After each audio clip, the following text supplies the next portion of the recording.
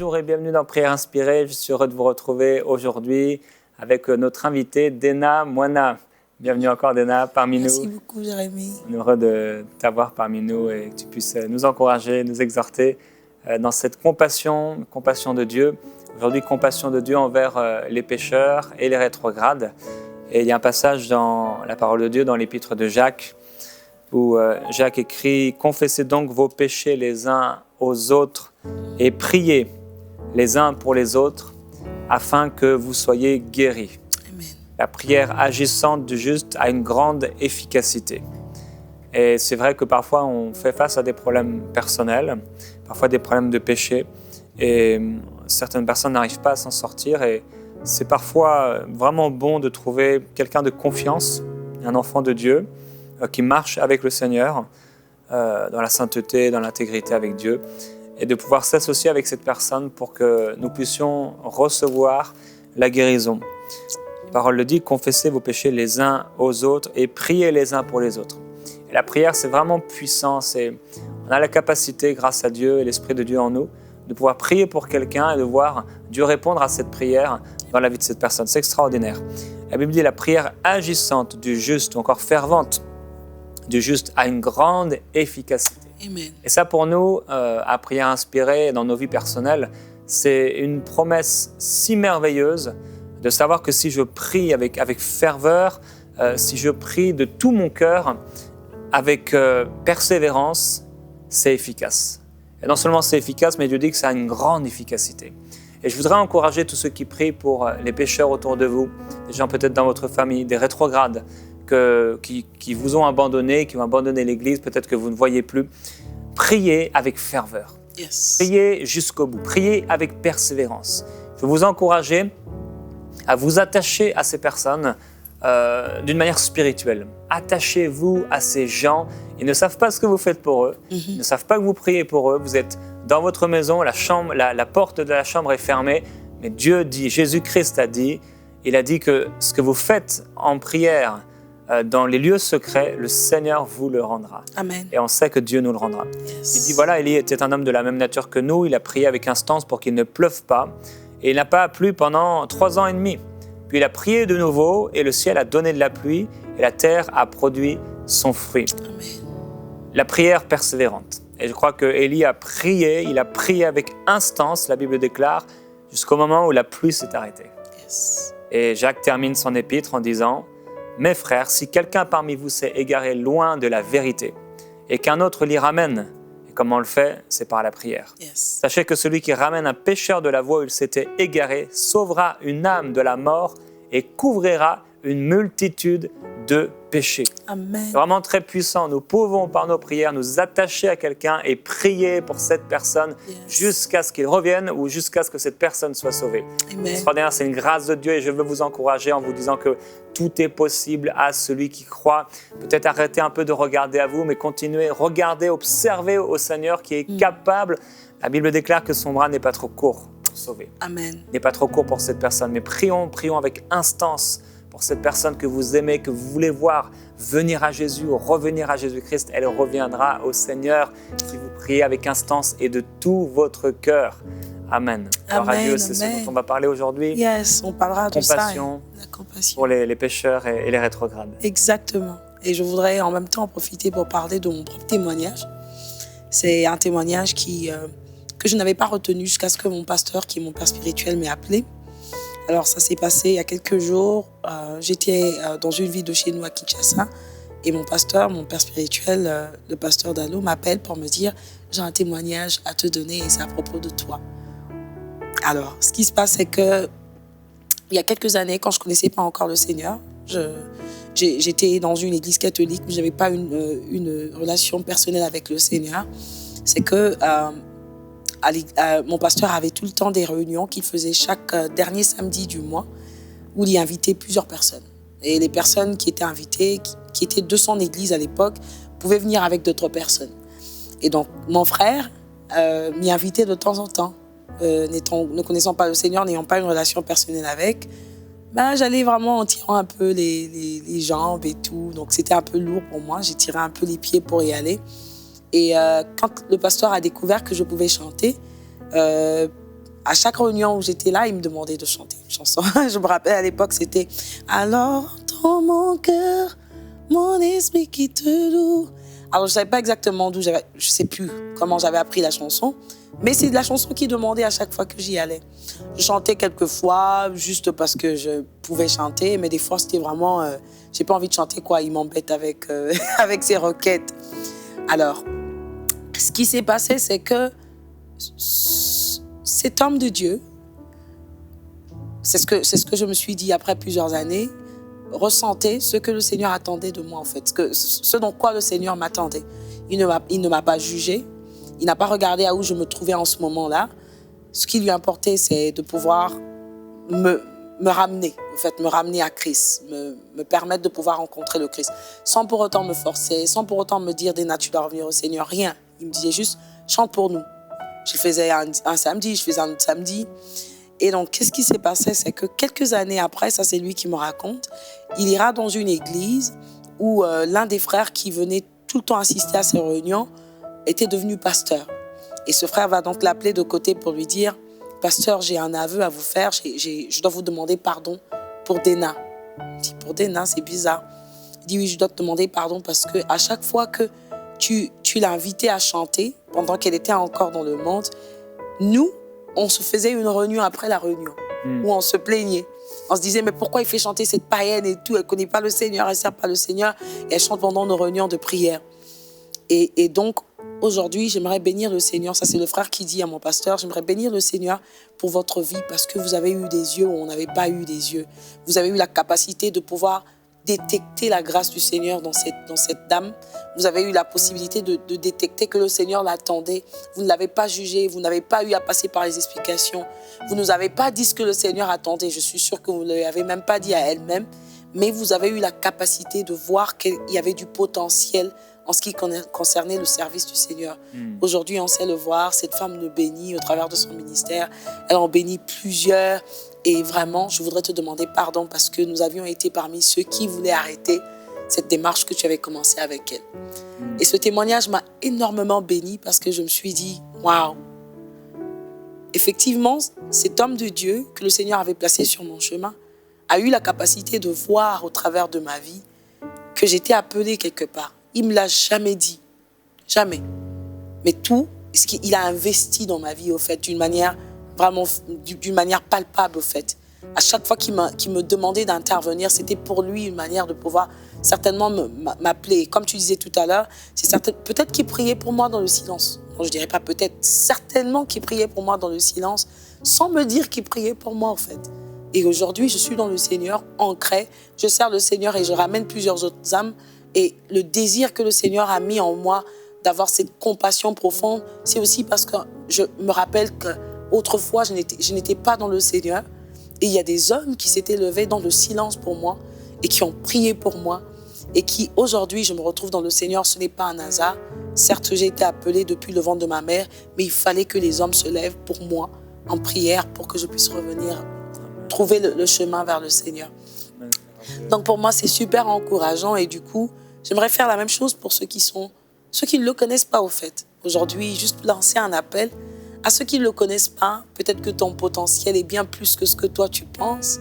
Peut-être que le Seigneur voudrait, certainement que le Seigneur a déposé tellement des choses dans ton sein, mais c'est parce que tu ne le connais pas encore qu'il ne peut pas te révéler au fait ce qui est à l'intérieur de toi. Et encore une fois de plus, c'est par compassion que nous voulons le faire. Nous voulons le faire sans vous juger, sans vous dire que vous n'êtes pas digne, sans vous dire que vous n'en valez pas la peine. Vous avez de la valeur aux yeux du Seigneur. Il vous a aimé le premier. Il a déversé son sang pour vous. Il a permis que vous viviez jusqu'à présent justement parce qu'il a quelque chose à accomplir avec vous. Donc j'aimerais lancer cet appel à quelqu'un qui ne connaît pas le Christ. Tu ne sais pas ce que tu vaux encore. Je prie vraiment que pendant le moment que je te parle, que le Saint-Esprit soit en train de te convaincre de ces paroles. Ça ne vient pas simplement de ma bouche, mais je suis convaincue que ça vient du Saint-Esprit parce qu'il est temps que tu puisses venir à la maison et que tu voies à quel niveau tu as du potentiel pour le royaume des cieux, à quel niveau tu as le potentiel pour servir Dieu, mais vraiment qu'il y a tellement des gens qui attendent juste ta conversion pour venir au Seigneur aussi, parce que c'est l'une des choses que des fois nous oublions. Je dirais aujourd'hui, je ne sais pas combien d'âmes sont venues au Christ au travers de mon ministère. Et si simplement j'avais endurci mon cœur en ce moment-là, si je l'avais endurci jusqu'à présent, toutes ces âmes seraient peut-être perdues et cela serait retombé sur mes épaules. C'est parce que j'ai ressenti la compassion de Christ pour moi. J'ai vu qu'il ne m'avait pas jugé.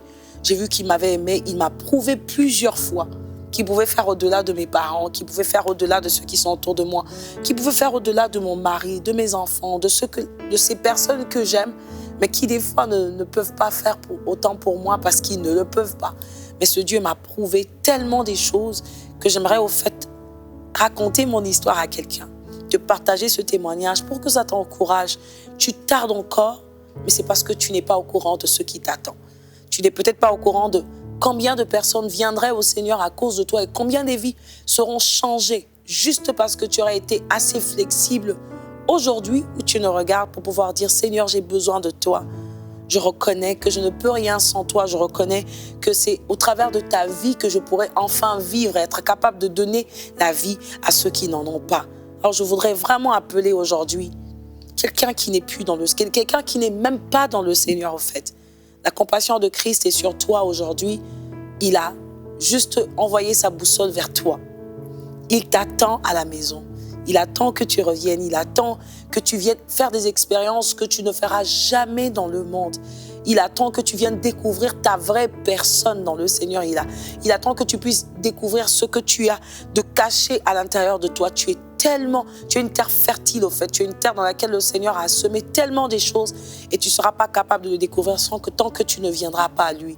Je t'invite au nom de notre Seigneur Jésus-Christ à courber ta tête de là où tu es. Peut-être que le pasteur Jérémie va lancer une prière pour toi pour que tu puisses venir à la maison. Ça, c'est en ce qui concerne ceux qui sont pas encore dans le Seigneur, mais à ceux qui sont rétrogrades. J'ai un petit chant que le Seigneur m'avait donné, que le Seigneur a donné au travers d'un frère qu'il avait écrit et qui me bénit tellement. Et c'est l'une des chansons que j'ai chantées dans mon album qui dit simplement Alléluia. Ça, c'est pour ceux qui ont été dans le Seigneur, qui ont goûté à sa gloire, qui ont goûté à sa puissance, mais qui, à cause d'une situation, sont retournés.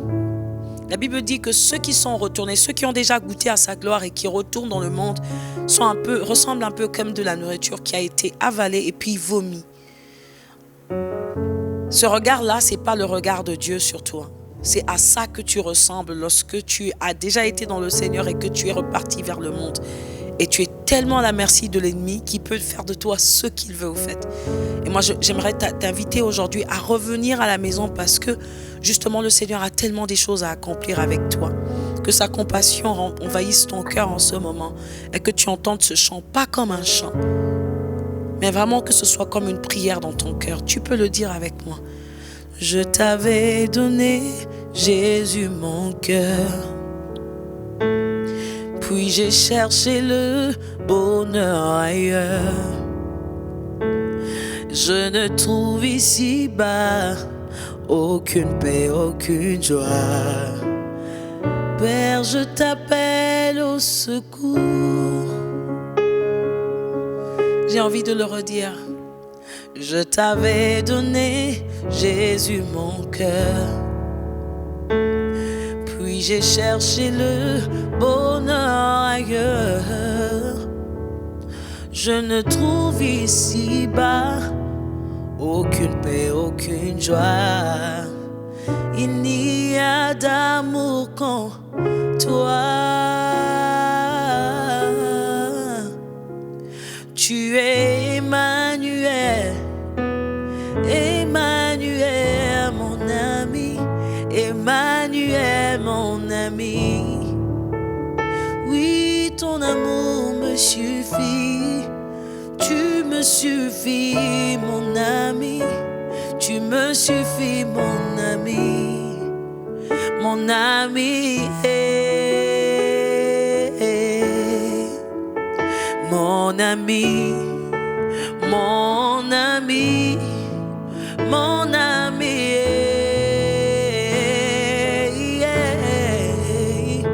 mon ami, mon ami, celui qui ne me juge pas, j'ai fait dans mon passé.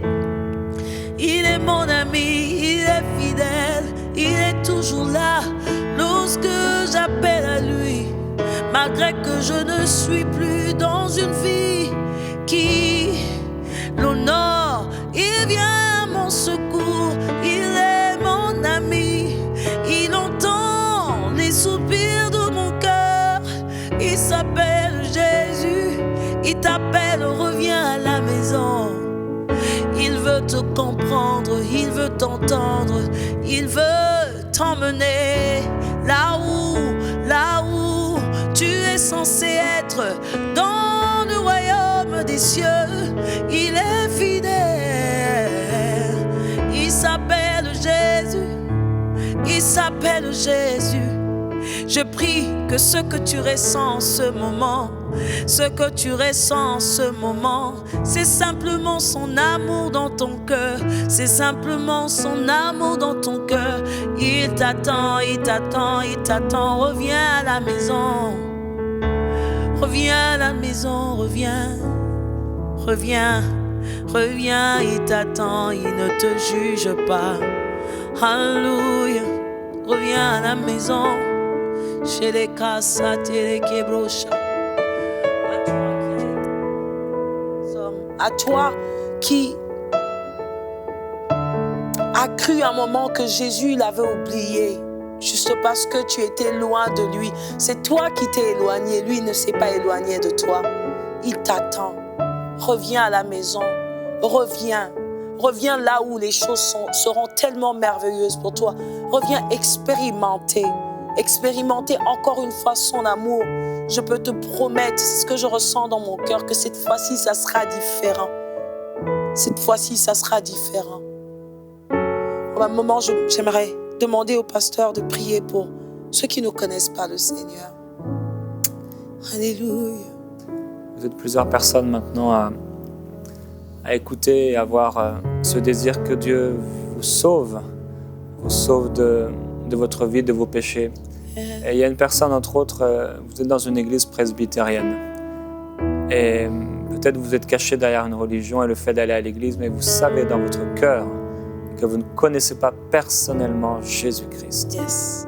Et le Seigneur veut vous sauver, il veut vous arracher à votre vie présente. Yes. Pour que vous puissiez goûter, non seulement voir, mais goûter combien il est bon. Yes. Il veut vous faire boire de son sang, manger sa chair, Yes. faire qu'un avec lui, que vous deveniez un sarment. Alléluia. Si aujourd'hui vous entendez cet appel, que ce soit vous, mais aussi toutes les personnes qui désirent devenir un avec Jésus-Christ, je vous encourage à faire cette prière après moi. Si vous la croyez de tout votre cœur, si vous êtes d'accord avec ces paroles, dites à haute voix cette prière. Dieu, je viens vers toi aujourd'hui et je te demande pardon pour tous mes péchés. Je veux ne faire qu'un avec toi, vivre pour toi à 100%. J'ai vécu jusqu'ici ma vie loin de toi, sans intimité réelle avec toi. Mais je veux qu'à partir d'aujourd'hui, les choses changent complètement, que je devienne ton enfant. Je veux t'appartenir totalement. Yes, Lord. Et je m'offre à toi. Yes. Viens vivre dans mon cœur, alors que je crois que tu es mort pour pardonner mes péchés. Jésus. Alors que je crois que tu es ressuscité d'entre les morts pour me donner la vie. Yes. Je reçois cette vie éternelle, Oh, Jésus. le pardon de mes péchés. Alléluia. Et je décide, je déclare que je vivrai pour toi à 100% avec la force que tu me donnes. Alléluia. Je deviens une nouvelle créature au nom de Jésus. Au nom de Jésus. Recevez le pardon de vos péchés. Yes, Lord. Soyez pardonnés, soyez guéris de vos maladies maintenant. Recevez la paix de Jésus-Christ dans votre cœur. Que toute maladie vous quitte maintenant même. Au nom de Jésus, soyez aussi remplis du Saint-Esprit. Yes. Maintenant, vous allez recevoir quelque chose. Ça monte dans votre cœur comme un langage nouveau, un balbutiement, comme quelques syllabes Libérez-les maintenant par la foi. Soyez remplis du Saint-Esprit maintenant, là où vous êtes. Soyez remplis, baptisés du Saint-Esprit. Père, je prie maintenant qu'ils soient remplis du Saint-Esprit. Alléluia. Ce n'est pas quelque chose que vous pouvez comprendre au premier abord avec votre intelligence, mais vous le dites maintenant, c'est dans l'Esprit, maintenant. Libérez ces paroles. Soyez remplis du Saint-Esprit. Ça deviendra un fleuve à l'intérieur de vous qui jaillira jusque dans la vie éternelle. Ça va vous édifier, vous fortifier à l'intérieur de vous. Soyez remplis maintenant.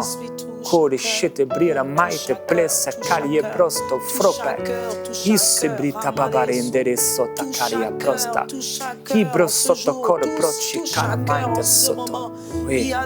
Oui. Ce vers qui tu nous as envoyé, oh Jésus, tu as dit, allez, faites des nations des disciples. Touche ces gens, touche ces personnes, touche au Seigneur, au Père éternel. Les gens qui ont ce désir en ce moment, non un désir qui vient de leur tête, mais un désir qui a été donné par le Saint-Esprit de venir vers toi, de te servir, de faire partie des disciples de Jésus-Christ. Alléluia.